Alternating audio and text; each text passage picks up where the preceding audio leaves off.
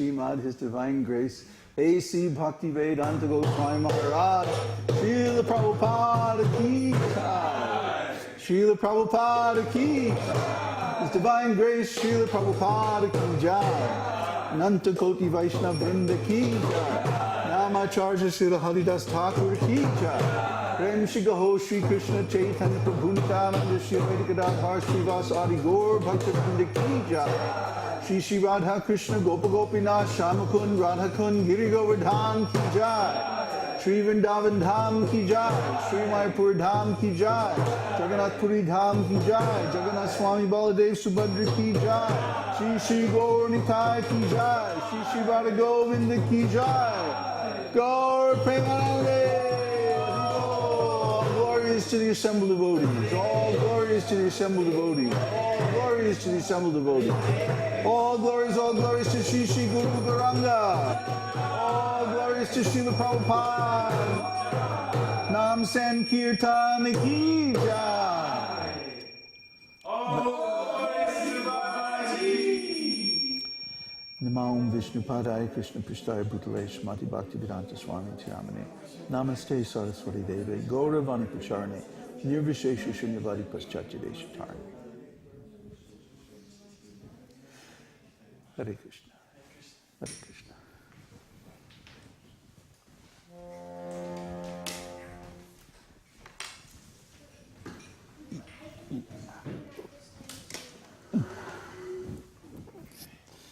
Okay, so Hare Krishna.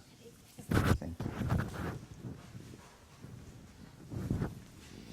So this is our last Darshan in New Jersey for a while.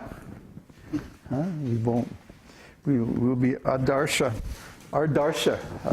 Adarsha means not seen, at least in New Jersey, for a while. And today I'm going to try to finish the chapter of Nectar of Devotion that we started last night.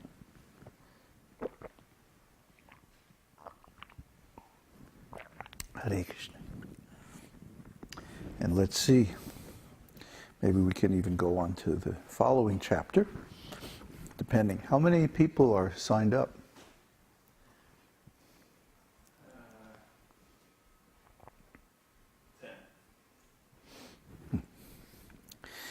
Okay, so today we're going to continue reading from chapter 26, Stimulation for Ecstatic Love.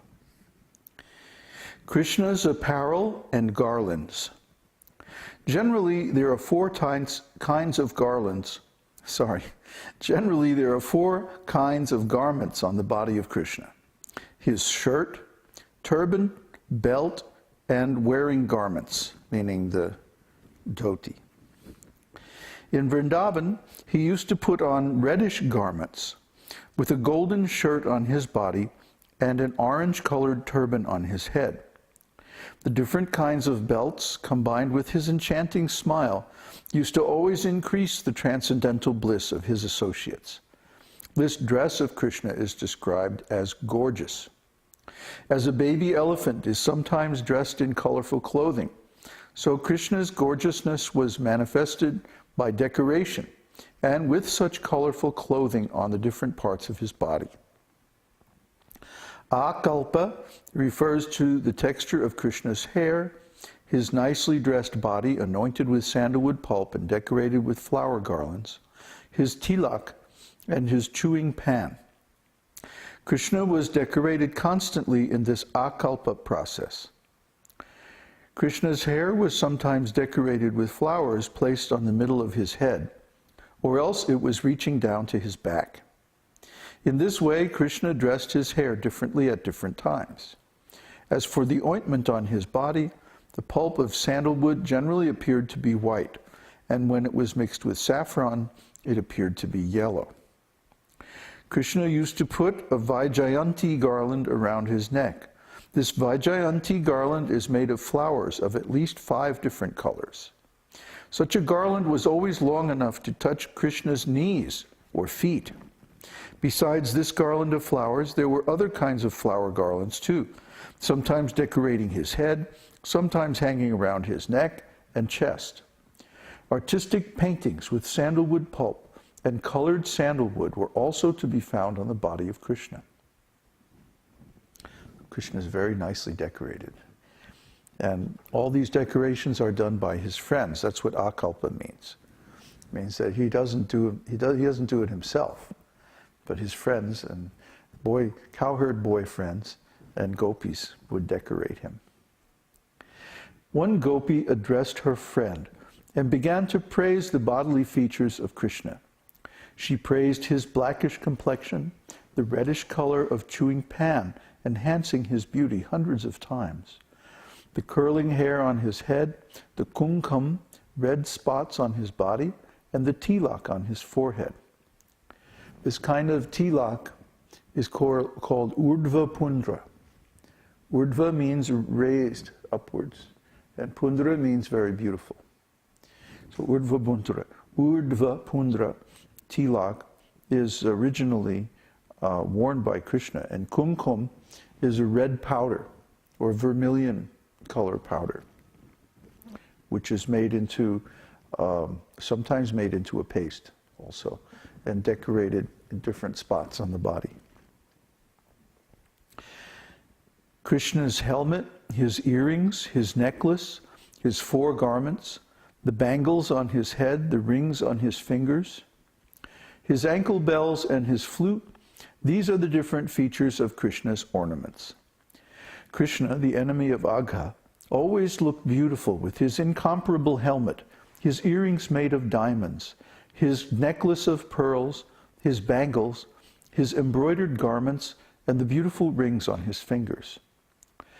Krishna is sometimes called Vanamali. Vana means forest, and Mali means gardener. So Vanamali refers to one who extensively uses flowers and garlands on different parts of his body. Krishna was dressed like this, not only in Vrindavan, but also on the battlefield of Kurukshetra. Seeing such a colorful dress and the garlands of different flowers, some great sages prayed, Lord Krishna was going to the battlefield of Kurukshetra not to fight, but to grace all of the devotees with his presence. So Krishna is very beautifully decorated. Krishna's flute. As far as his flute is concerned, it is said that the vibration of this wonderful instrument was able to break the meditation of the greatest sages. Krishna was thus challenging Cupid by advertising his transcendental glories all over the world. There are 3 kinds of flutes used by Krishna. One is called Venu, one is called Murali, and the third is called Vangshi. Venu is very small, not more than 6 inches long, with 6 holes for whistling. Murali is about 18 inches long, with a hole at the end and 4 holes on the body of the flute. This kind of flute produces a very enchanting sound. The Vangshi flute is about 15 inches long, with 9 holes on its body. Krishna used to play on these 3 flutes occasionally when they were needed. Krishna has a longer Vangshi, which is called Mahananda, or Sangmohini. And when it is still longer, it is called Akarshini. When it is even longer, it is called Anandini. This Anandini flute is very pleasing to the cowherd boys and is technically called Vangshuli. These flutes were sometimes bedecked with jewels. Sometimes they were made of marble and sometimes of hollow bamboo. When the flute is made of jewels, it is called Sammohini.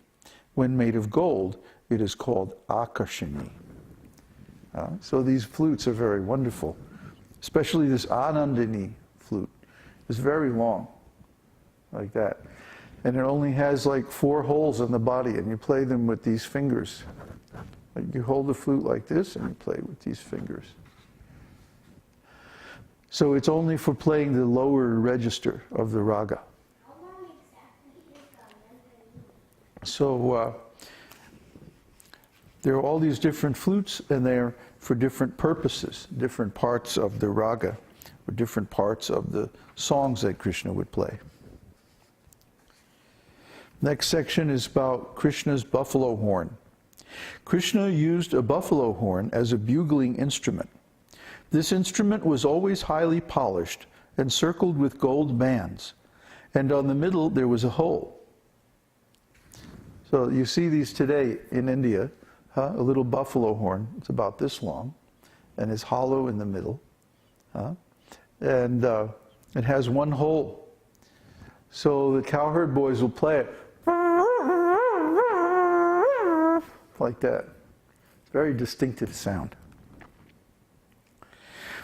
Regarding these instruments, there is a metaphorical statement about a gopi named Taravali. It is said that Taravali was bitten by the most venomous snake of Krishna's flute. Then, in order to neutralize